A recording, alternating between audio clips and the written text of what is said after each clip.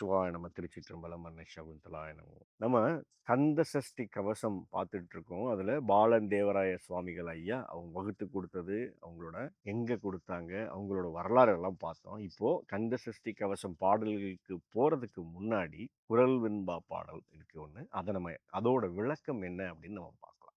துதிப்போர்க்கு வல்வினை போம், துன்பம் போம், நெஞ்சில் பதிப்போர்க்கு செல்வம் பழித்து கதித்து ஓங்கும், நிஷ்டையும் கைகூடும், நிமலர் அருள் கந்த சஷ்டி கவசம் தனை. இதுல என்ன சொல்றாங்க அப்படின்னா, கந்த சஷ்டி கவசம் தனை இதுல என்ன சொல்றாங்க அப்படின்னா, என்னோட குரு அன்னை சகுந்தலா விளக்கியிருப்பாங்க. துதிப்போர்க்கு இந்த பாடலை, எந்த பாடலை, கந்த சஷ்டி கவச பாடலை துதிப்போர்க்கு வல்வினை போம், இருக்கிற வல்வினைகள் எல்லாம் போயிடுமா, துன்பம் போம், இருக்கிற துன்பம் எல்லாமே கலைந்து போயிடுமா, வல்வினை போம் துன்பம் போம். எதை, இந்த பாடலை துதிப்போர்க்கு. அதுக்கப்புறம் அதை இன்னும் ஆழமா என்ன சொல்றாங்கன்னா, நெஞ்சில் பதிப்போர்க்கு, நெஞ்சில பதிச்சு, அதாவது வார்த்தைகளால அதை பாடலா படிக்காம உள்ளுக்குள்ள பதிச்சு உணர்வோட படிக்கும்போது, நெஞ்சில் பதிப்போர்க்கு செல்வம் பழித்து கதித்து ஓங்கும் அப்படின்னா, எல்லா செல்வங்களும், அனைத்து விதமான செல்வங்களும் ஓங்கி ஒருத்தனை உயர வைக்கும். யார?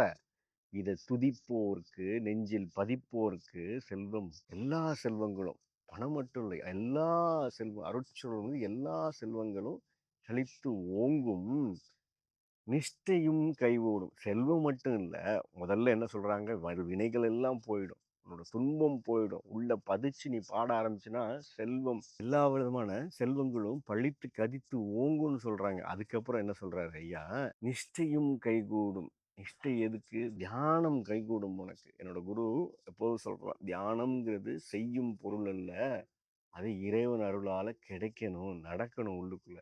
அப்போ இதை பதிச்சு, இதை துதிக்கிறவங்களுக்கு, நெஞ்சில் பதிச்சு பாராயணம் பண்றவங்களுக்கு நிஷ்டையும் கைகூடும், தியானமும் கைகூடும். அந்த தியான நிலைகள் எல்லாம், என்னென்ன நிலைகள் இருக்கோ எல்லாமே கைகூடும். எதை பண்ணுனா, நிமலர் அருள் கந்த சஷ்டி கவசம் தனை. இந்த கந்த சஷ்டி கவசத்தை நீ சரியான முறையில பயன்படுத்திக்கிட்ட அப்படின்னா, சரியான முறையில துதிச்ச அப்படின்னா, நெஞ்சில் பதிச்சு நீ பாராயணம் பண்ண அப்படின்னா, இது எல்லாமே நடக்கும்னு என்னோட குரு சொல்லுவாங்க.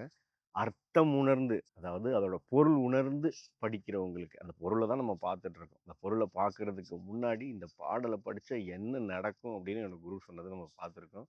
எவ்வளவு அற்புதமான ஒரு கந்த சஷ்டி கவசம் நம்ம கையில இந்த இறைவன் கொடுத்துருக்காங்க, குருமார்கள் கொடுத்துருக்காங்கிறத உணர்ந்து, விளக்கத்தை உணர்ந்து இனி படிக்க ஆரம்பிப்போம். சிவாய நமः.